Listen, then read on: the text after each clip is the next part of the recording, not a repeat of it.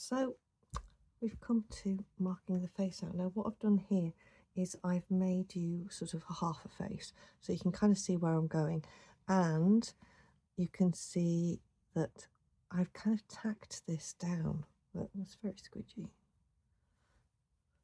Wouldn't stand up in a storm, put it that way.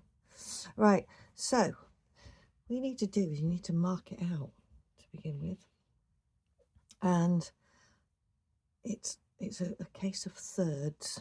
So I've got my pen here and I've marked it out. Because I'm sat down, it would foreshorten it. And foreshortening means basically you make it shorter at the bottom and taller at the top, because you can't actually see what you're doing. And it happens a lot when you paint. So let's start off. We've got sort of half, what about a third there. Oops, to his nose. Okay. And then from his nose to his brow. And then that's the tip of his nose, and then from his brow to the top of his head. Now his eyes will be just below that, about there, and draw them on, about there, and then his nose will be it's going to look really funny, and then that's where his lips are, bottom lip, chin. Okay, so you are gonna see sorry, you're going to see, you're not going to see anything. You're going to work with that. You're not going to be able to see this by the time, but it just helps you visualize it. Perhaps not draw the eyes in, because that has really disrupted the view for me. I don't know about you, but you get the idea though of what's happening. Okay, so without further ado, let's get on with it. We're going to add the brow first, because that's just going to make life a little bit easier. And what you can do is you can tack it. So you see how I've done with this, and this, like I say, it's very rough, but you can tack all this down so you don't commit straight away.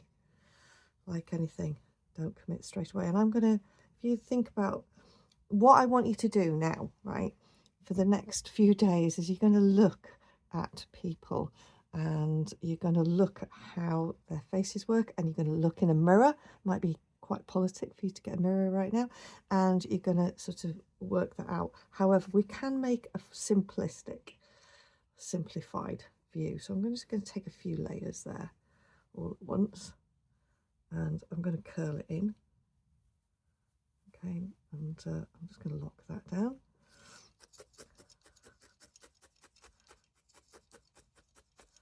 Because otherwise we may lose the will to live.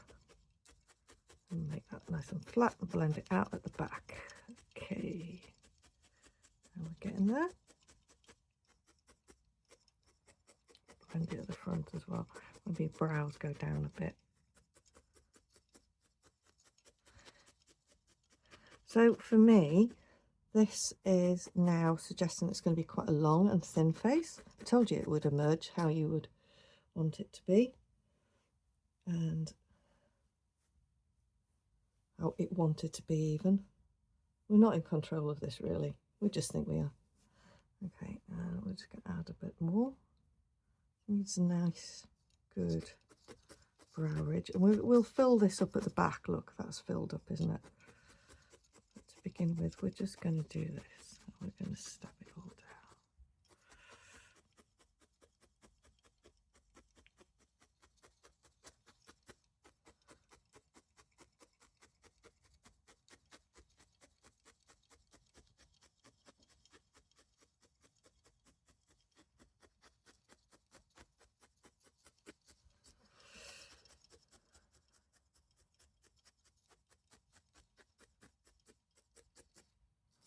That's going to need to come around a bit.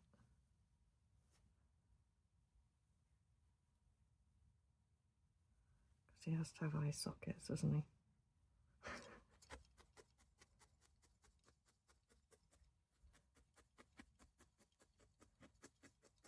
Not too much. Not too much.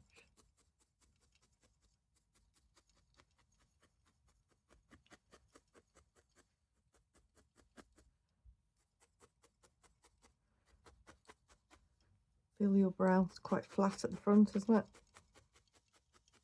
Okay, and then it rounds off keep poking yourself in head, preferably after you've put your needle felting tool down. No wang it around. Never ends well.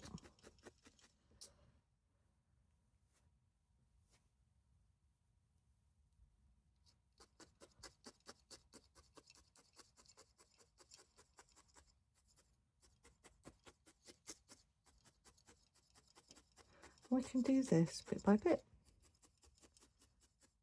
Kind of getting there with that.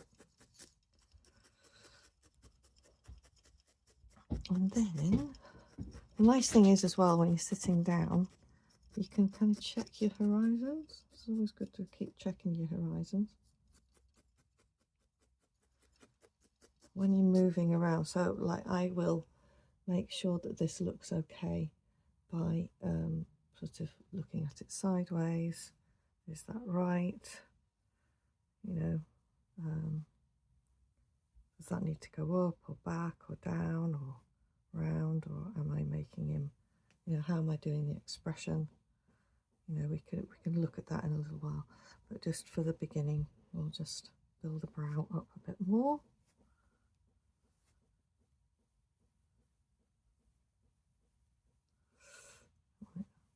And that's the nice thing about folding and, you know, laying multiple layers down. We can really feel where we're going with this before we add it. Just think of it as clay. All it is fluffy clay. Great thing is that you can do a similar thing. It doesn't risk being exploded in a kiln. But, you know, you make a massive mess and all you do is you just put another layer over the top, or you rip it off.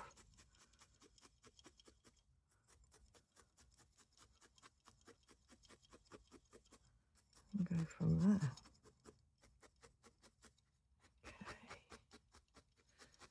Okay. So I think he needs to be a little bit spiky, maybe, a bit pointy nosed, sort of mirror the icicle effect type thing. But, you know, he's yours. He may be a kind winter sprite. We've got to think about our expression. So we will do a major part of that with the eyes, but we will also do it with the mouth. So as you saw me then messing about, moving his lips and what have you. So we want to make sure that his mouth is sort of as we want it to be. You know, we can open his mouth. Like I packed it with a bit of fluff last night when I was working on it. But we can make him, you know, have his mouth open or closed or however we want it, really. A bit sneery, laughing, jokerish. Just have it smiling. Maybe not like that, but you know, we can make his chin long. We can hide his chin with icicles coming down and put some ivy or other kind of evergreen greenery around his eyes, or, you know, snowflakes coming off. Like, I don't know, we'll get there. We'll have ideas as we go along, I'm sure. Probably above our station. So this one, I'm going to make his nose quite pointy.